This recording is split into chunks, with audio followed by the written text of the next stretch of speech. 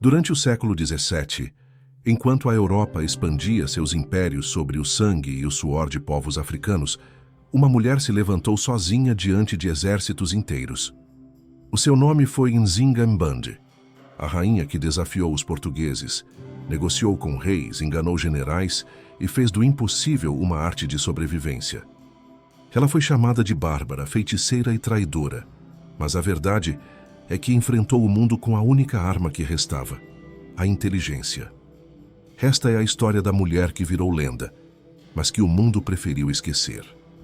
Quando os portugueses chegaram à região de Ndongo, no atual território de Angola, vieram com promessas de paz e alianças comerciais.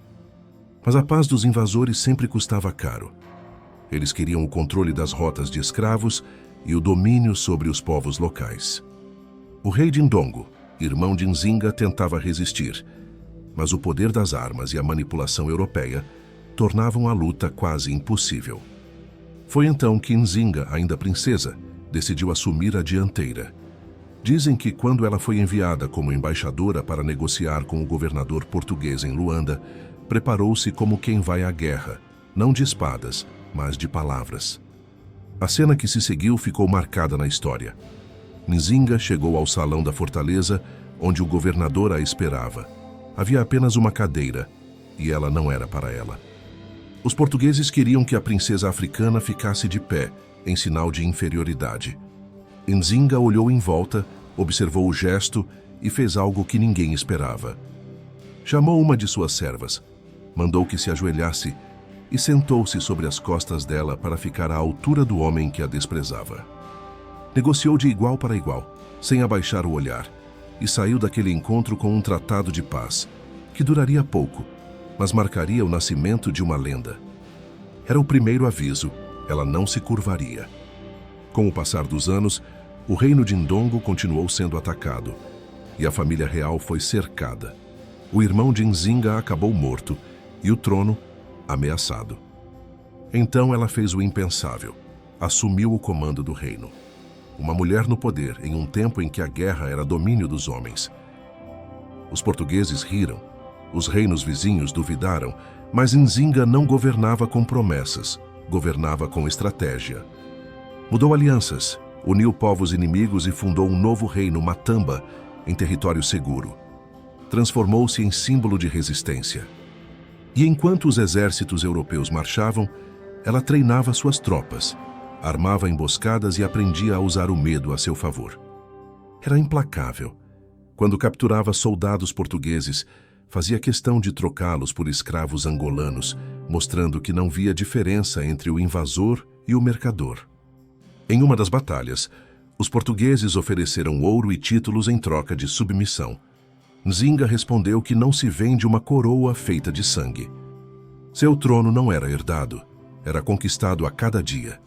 Dizem que durante os combates montava à frente de seus guerreiros, com o arco nas mãos e o olhar fixo, como se a morte fosse apenas mais uma aliada. Mas o mundo colonial não perdoava mulheres fortes. Quando Nzinga derrotava, chamavam de traição. Quando vencia, diziam que era sorte. Quando resistia, inventavam que era feitiçaria. A igreja a acusava de pactos com demônios, e os cronistas portugueses escreviam sobre ela como se fosse uma ameaça à ordem divina. E de certo modo era, porque a sua existência provava que uma mulher africana podia governar, negociar e vencer de igual para igual. Era uma ferida aberta no orgulho europeu.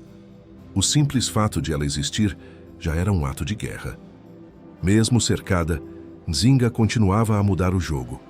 Formou alianças com outros povos africanos, abriu rotas secretas de comércio e transformou Matamba em uma fortaleza política.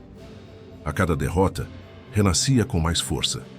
Os portugueses tentaram capturá-la inúmeras vezes, mas ela desaparecia no meio das florestas, guiada pelos espíritos e pelos ventos da mata. Sua imagem virou mito. Metade rainha, metade sombra. Havia quem dissesse que ela falava com os ancestrais, que era protegida pelos leões e que seu trono estava guardado no além. No auge da resistência, já idosa, Nzinga ainda comandava suas tropas. Dizem que chegou a conduzir negociações com missionários europeus, não por fé, mas por tática. Usava a religião dos invasores como escudo político. Convertia-se quando conveniente. Traçava alianças e depois as quebrava quando percebia a traição. Jogava com o mesmo tabuleiro do inimigo, mas com regras próprias. Não lutava apenas com armas, lutava com tempo, com paciência, com astúcia. Que o mais impressionante, nunca foi capturada. Nzinga Mbande morreu em 1663, aos 80 e poucos anos, uma idade impensável para quem viveu cercada por guerras. Quando morreu, o povo chorou como se tivesse perdido uma mãe e uma deusa ao mesmo tempo. Seu nome virou canto, virou oração, virou símbolo. Os portugueses que haviam tentado apagar sua história acabaram registrando seu nome em todos os relatórios. Porque mesmo para o inimigo, ela era impossível de ignorar. Mas a pergunta que ecoa até hoje é: por que essa história quase desapareceu dos livros? Talvez porque o mundo ainda não sabe lidar com mulheres que não pedem permissão para existir. Nzinga Mbande foi rainha, guerreira e diplomata, mas acima de tudo foi livre. E isso, em um mundo construído sobre a submissão, sempre será uma ameaça. A história da rainha Nzinga é mais do que o relato de uma guerra. É a lembrança viva de que a resistência africana não começou nas senzalas, mas nos tronos. Que antes das correntes havia coroas, que a liberdade não foi um presente, foi um legado. Quando a África foi atacada, foi ela quem ficou de pé. E o eco do seu nome atravessou os séculos para lembrar que o poder feminino e negro não precisa de autorização para existir.